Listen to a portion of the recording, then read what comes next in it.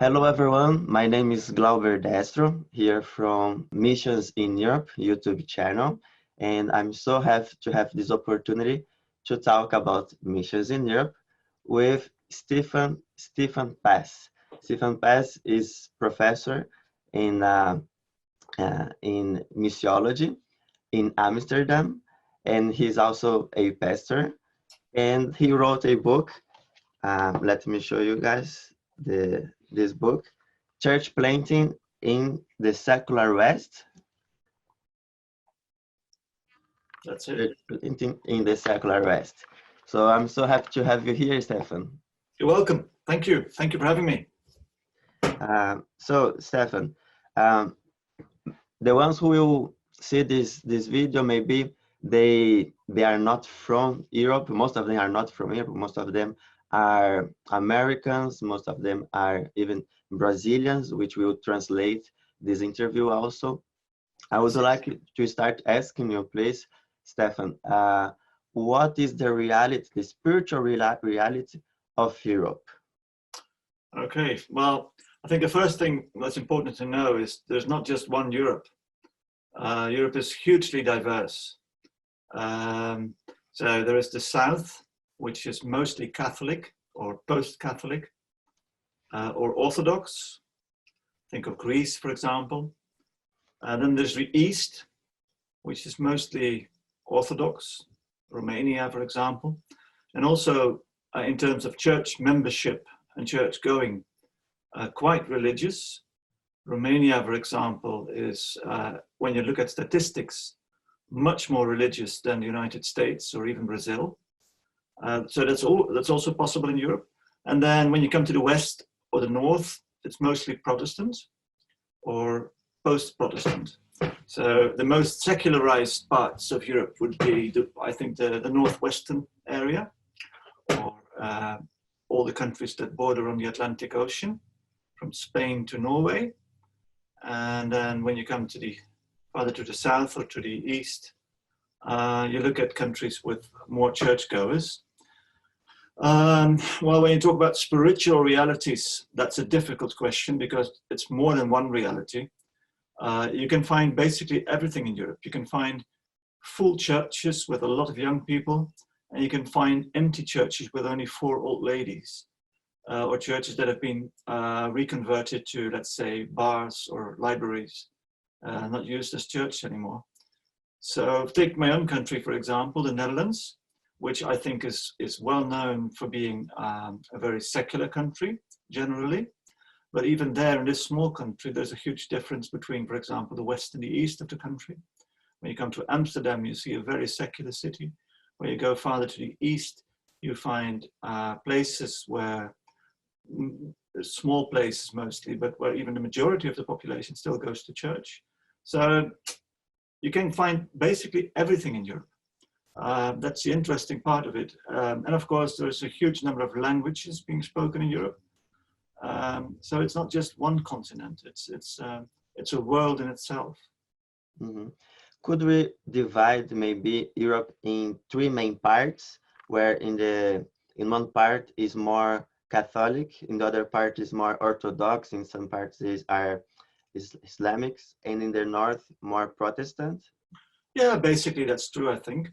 So for example, the Scandinavian countries, the Nordic countries like Sweden and Norway, historically Protestant or Lutheran, and also very secular.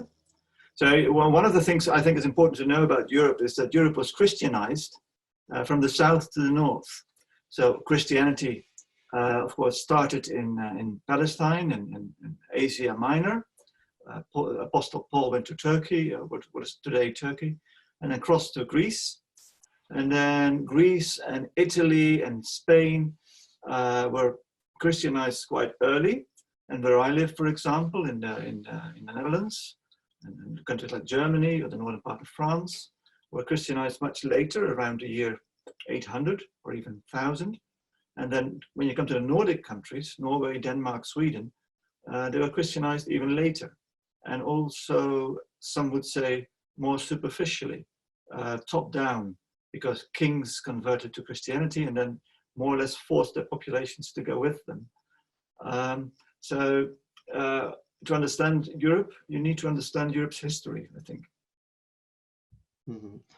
When we see the percentage of how many Protestants there are in Germany, in North Europe, or even in Amsterdam, in Netherlands, we see that there is a lot of Protestant. Can you explain about these percentages, or maybe they are nominal, but they don't go every Sunday in the church? True, yeah. So the more secular parts of Europe, let me say, the most secular part of Europe would be the Nordic countries, the Scandinavian countries, the eastern part of Germany and France, I think. In terms of church going, regular church going, let's say at least once a month, I think it would be less than 5% in those countries, even though much more people would be members of a church nominally. And then the somewhat less secularized, but still quite secularized countries like England or the Netherlands or Germany. I think in my country, for example, regular church going, that means at least once a month, would be about 10% of the population. But when you look at church membership in the Netherlands, that would be around 35%. In Germany, it would be 60 or 70%, something like that. So yes, there's a lot of what you would call nominal Christianity in Europe, people who are formally members of a church but do not really attend church, or maybe for baptism or for a funeral, but not regularly. Mm-hmm. So maybe right now, the ones who are watching us, they are realizing the reality, the spiritual reality of the church, of the evangelical church in Europe, and they're thinking, why? Why is this happening? So could you help us to understand the main points of the reason why this is happening? Well, it's a difficult question, Glauber. I think in the end, only God knows, but I can give it a shot. Part of it is, of course, history. So, for example, when you look at the 17th century, 16th century, we have had huge wars of religion in Europe, people fighting each other over issues of faith, and that has created a lot of resistance against Christianity. Also, of course, the parts of the Enlightenment and the development of rational thinking and science have caused, for some people at least, the idea that Christianity or religion in general is is basically implausible. It cannot be believed. And maybe the most important reason, when you look, for example, at all sorts of social science research, the most important reason for being secular may be wealth, basically. So European countries are quite wealthy in general, and not just wealthy in terms of countrywide production or whatever, but also in terms of distribution of wealth. So there's a lot of existential security. Take, for example, the United States or maybe a country like Brazil. When you look at the national product, these countries may be wealthy enough. The United States may be even one of the richest countries in the world, but wealth is very unequally distributed. So there are a lot of poor people, there's a lot of insecurity, and Europe usually social security is a lot better. When you look at the world, the map of the world, when you look at the most secular countries in the world, they are almost invariably also the countries where there's most social security. So there may be a relationship between that. If people feel existentially secure, then they tend to pray less, they tend to go to church less, and they tend to believe in God less. So what Jesus said, that it's difficult for the rich man to enter the kingdom of heaven, may be true for Europe as well. Mm-hmm. We see this secularism or people being atheist, and we see a lot this in Czech Republic, in Netherlands. Right. In my other question here would be, so with this this generation who is not believing in God, doesn't want to know about church, Christianity. So which way would be good for us to evangelize, to have it, to approach them? Well, I think the most important condition is to build up trust.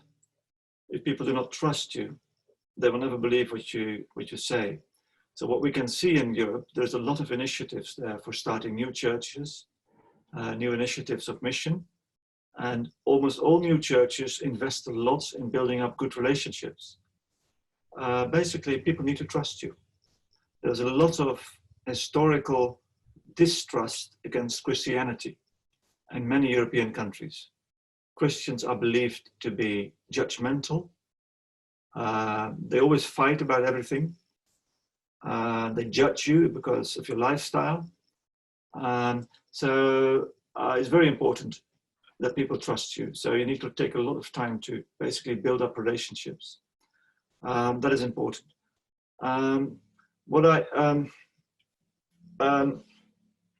What also is important, I think, especially for people who come from more Christian or more religious countries, it usually takes a lot of time for people in the West in general, but also in Europe, to get converted, to become believers. On the average, it might take 2 to 5 years for someone who has an interest in Christianity to become a Christian.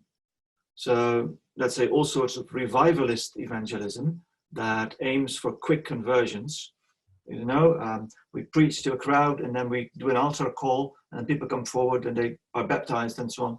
That does not really work in Europe, at least not in the more secular parts of Europe. People are basically too secular for that. They need much more time to build up trust, to build up knowledge, to build up an interest, relationships, to get used to church rhythms and so on and so forth. So I think these two things, invest a lot in trust and good relationships, and the second one, take a lot of time, I think are very important. Mm-hmm.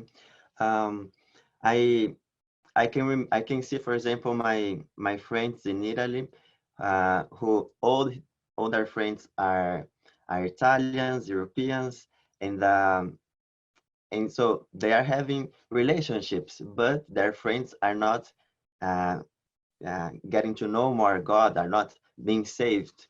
So how would be this relationship? It's not just being friend of someone. So which tips would you give us to create a good relationship? Well, I'm not sure whether I am the best person to answer that question. I mean, is there a secret to building good relationships? Basically, it's being interested in people. Take time for people. Let them know that you're really interested in them, even if they do not become a Christian. Because as soon as people have the feeling that your interest in them is only meant to recruit them for church, to make them church members, then they will not trust you. So friendship is not instrumental. It's not a means to an end. So there must be a basis of true human Christian love, I think, would be the most important thing. So we need to trust God that He will work through these relationships. I don't have recipes or blueprints for evangelizing Europe. It's really a hard work, but in the end, Europeans are just people. They're human beings. They're not some special species or whatever. They're just human beings who want to be loved, want to be known, and want to know people who have really an interest in them. But it is true that for many Europeans, especially in the West, religion is a difficult thing. They find it difficult to understand. They have some distrust against it. So what I see from people who come to the faith, what I've seen the last 10 years or so, there are few who from a really secular background who come to the faith, but there are some. They are here and there are people who do that. But I have always seen, almost always, that it takes a lot of time. I can't make it easier. Basically, it's mission. It's not revivalism, it's real mission. And if you look back in history, in the history of mission, that is often what you see. I mean, when missionaries went to countries that were really, let's say, pagan or resistant, it took a lot of time. And often it took some, maybe 10, 20, sometimes 100 years before some people were converted. It's not like all those mass conversions you read about sometimes. It's not like China. It's not like the huge revivals you've had in Latin America. It's a different world in Europe. Mm-hmm. One by one, it takes a lot of time, but it happens. Mm-hmm. Yes, you are saying that it takes time. We have to build relationship, a good relationship with our friends, but it takes time. If you want to see a revival in Europe, if you want to see the whole city, the whole country coming to Jesus, maybe evangelism through relationships, through friendship, would not be the key for this revival. So about revival, which tips would you give us, or which thoughts would you give us in order for us to see that? My main tip would be, forget about revival in Europe. It's not revival, it's mission. Revival, to me at least, is happening usually in religious or somewhat Christian cultures. There are a lot of nominal Christians who still believe in God somehow, for whom the Bible has some authority, and who trust religious leadership. And then when you preach to them, when you do an altar call, when you say you need to be saved or whatever, then often these people will listen, and there will be a revival. But when I talk about the more secular parts of Europe, not about Romania or Poland, but let's say the really secular parts, the Czech Republic or France or the Netherlands, there is not much to be revived there. Revival suggests that there is still some dormant, lingering faith there that can be revived. But when people are really secular, then revival is not the model to build on. Then we need to go back to classic historical mission, meaning that is really pioneer work, to invest your life in what may be not very successful, might be, you never know, to invest your life in building relationships, one by one conversions, and building a small community of priests and prophets and witnesses to the wider society.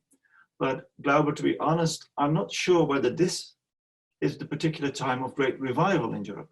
I think what we need now is a lot of people who are faithful servants and just build foundations for what may happen in the next generation. We never know. But for now, I think what people in Europe need is Christians who do not think big, but who are really interested in them as persons. Mm-hmm. Talk about church planting.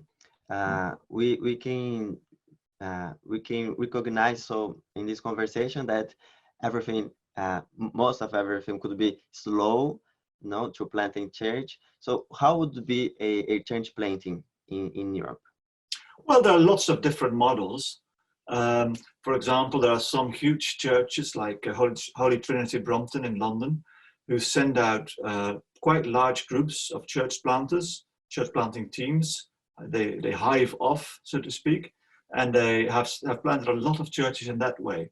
But in most European countries, I think the churches will not have those numbers, and they will not be able to send out that large groups. So usually church planting in Europe is done by one, maybe 2 or 3 pioneers who work in a team. My suggestion would always be try to work in a team. That's usually the best thing. But if you can't do it, then you need to do it on your own. But usually I would say work in a team. What most people in more religious countries are used to, for example, from the United States, is just start a very good worship service and then hope that people come. In Europe, it's usually not that way. What you need in Europe is service first, I think.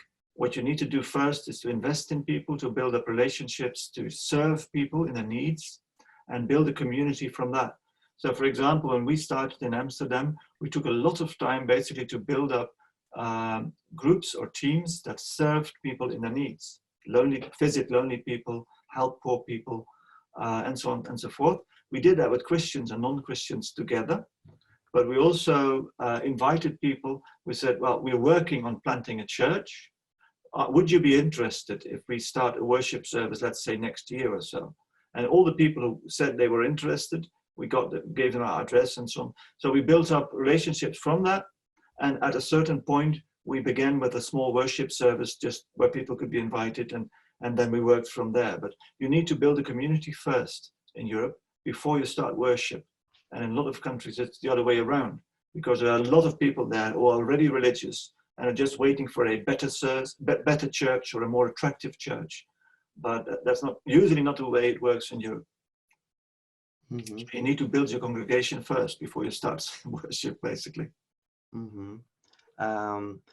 We see, I think in your book about small churches and big churches, and you are saying that it is faster to grow with small churches. Can you explain that? Well, it's not an iron law. There are always exceptions, but in general, yes. Smaller churches tend to grow better in percentages. You need to be careful there. It's not a 100% rule. But in general, if you look at church growth in Europe, and I think in other places as well, small churches do a better job than large churches, percentage-wise.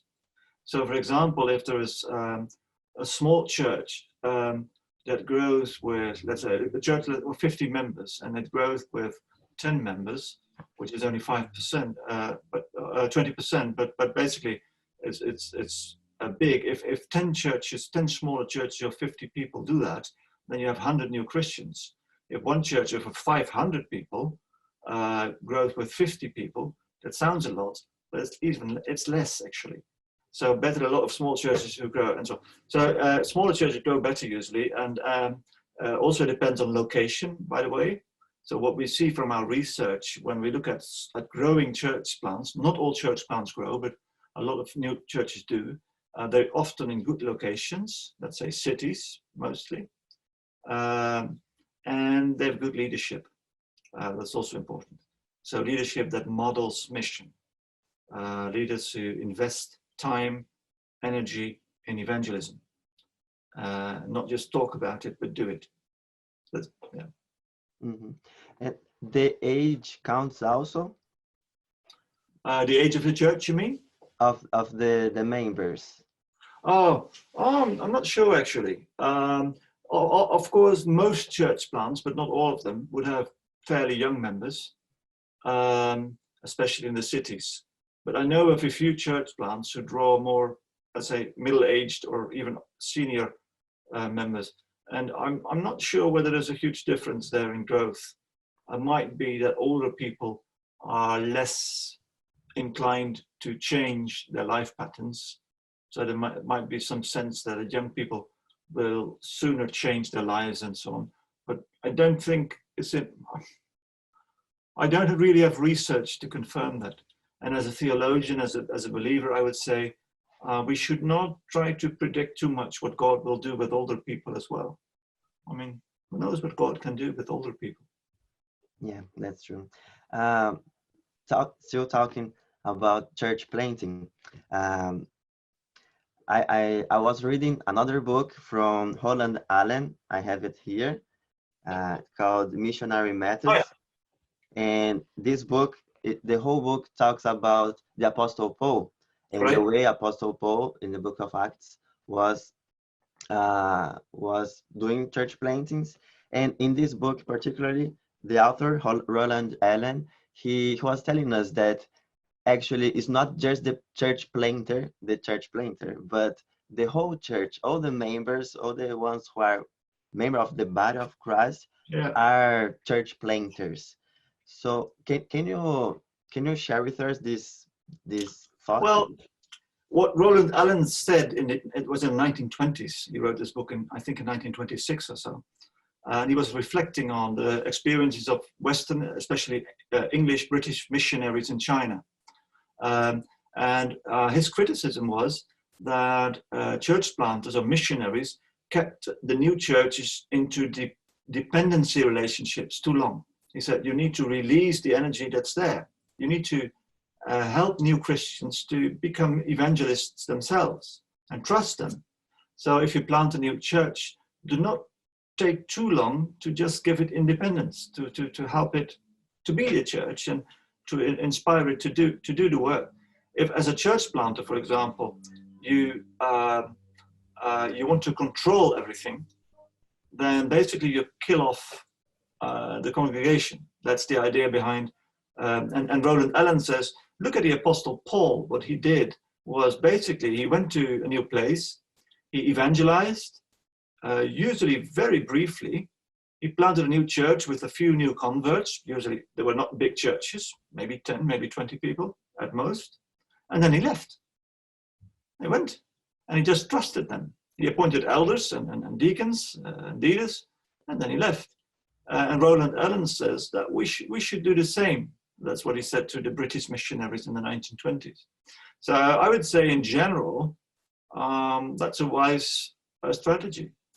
You need to help people to, so if there's a church, a small church of 20 people, if the church planter does everything, then the church planter will become overworked and the members will become consumers. So somehow as a leader, you need to not just equip people to do mission and evangelism, but also trust them to do it, even if they make mistakes. I mean, think again of the Apostle Paul when he went to a new church. They didn't even have the Bible. I mean, the New Testament wasn't written yet in the book of Acts. So what they had was the Old Testament, usually in a bad translation in Greek, the Septuagint. That was all they had. And perhaps one or two letters of Paul, and then some stories about Jesus. That was it. But they did a terrific job with that. That I think is what Alan wanted to teach us, is that trust people and trust the Holy Spirit. Mm-hmm. I mean, about church planting, we can church planting in a reached area and unreached area. In the big cities of Europe, we can see many churches, not so many, but different denominations in one city. But in unreached cities, which there are hundreds of cities without one church, so it's different. A reached city and unreached city. Maybe in one unreached city, it takes more time. It takes maybe for you to have a full time as church planter. In a big city, maybe you need more innovation in order to plant your church. What would you say about that? Yeah, well, in Europe, in general, I would say, is a continent that has a rich Christian history, and there are churches on every street corner. So it's not unreached. I'm not sure whether it's completely reached at the same time. Somewhere in the middle of that, but what we need, I think, in Europe, at least, is new approaches, new strategies, and new models of mission. And church planting can be a very important tool to do that. So apart from, so why should we plant churches? I think one reason is that new churches tend to grow better. You need to be careful about that. Like I said, it's not a 100% rule. There are certain conditions to be met, but in general. And second, church planting is maybe the most important tool for innovation that we have. If you have an existing traditional church, as a pastor, as a leader, you cannot do too many new things. You can do a little bit. I mean, most people can handle that. But if you try to really experiment with all sorts of new strategies, new liturgy, new models of mission, then you might lose a lot of people. Whereas in a new church, you can just try that without doing too much damage if it fails.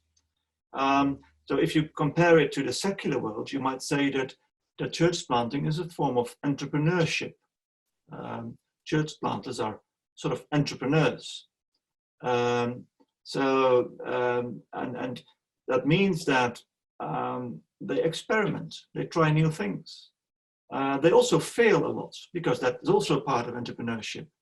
I mean, I think in secular world, when new startups or new businesses, probably 50% will fail. That's not, well, it's bad if it happens to you, but it's not bad in general. I mean, if you try new things, if you don't want the mistakes, don't try new things, right?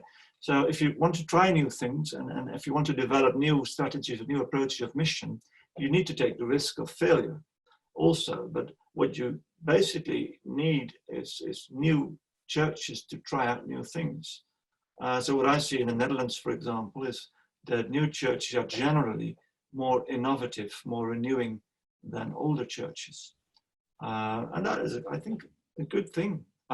You might say that church planting is the research and development part of the church. Mm-hmm. We are going to the end of our questions aqui, our interview. And Stefan Pass, there are many missionaries who will be watching this interview. There are many immigrants also who will be watching this video, and they really want to go to Europe and serve in some ways in Europe.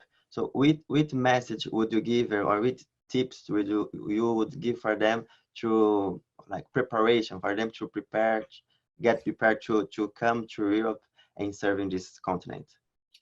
Well, thank you, Glauber. Yes, there's a lot to say, but let me say two things.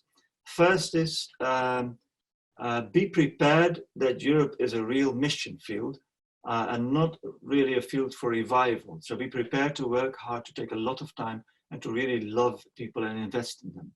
That's the first thing I want to say. And the second thing is, you need to come as a missionary in the first place, and perhaps you'll be a church planter in the second place. I mean, the goal is not per se to become a church leader. The goal is to be a missionary.